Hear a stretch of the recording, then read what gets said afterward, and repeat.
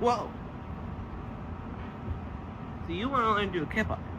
Well, I found the number one tip that nobody really seems to be talking about on YouTube to learn to do a kip-up much faster. Along with that, I'm also going to share with you 3 other pretty well-known tips that'll help you a lot. First, I'll start with the most important, toppest of tips, and that is to keep your hands on the ground.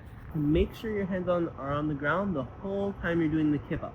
So instead of putting your hands on the ground, flinging yourself, and then the moment you start to come off, throwing your hands down to save yourself, focus almost all your attention on keeping those hands glued to the ground until you can't anymore and you need to throw them back up. Even if you don't know you're doing it, you're probably doing it. If you notice that your hands are on the ground when you fall and fail, you're doing it. That's just gonna help so much, help you learn much faster. It's all about commitment.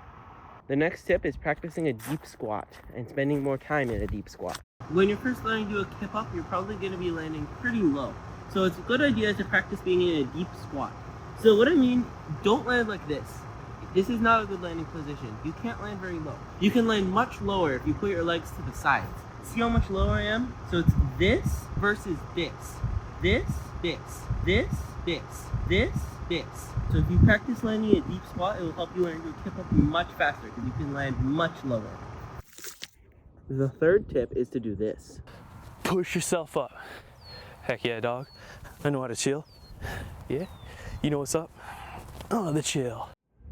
The chill is a great way to practice engaging your core to pull yourself up. The last tip is to make sure you feel a little bit of stretch in your hamstrings, as that'll give you some extra elastic power. So instead of rolling up like this, you'll want to roll up something more like this.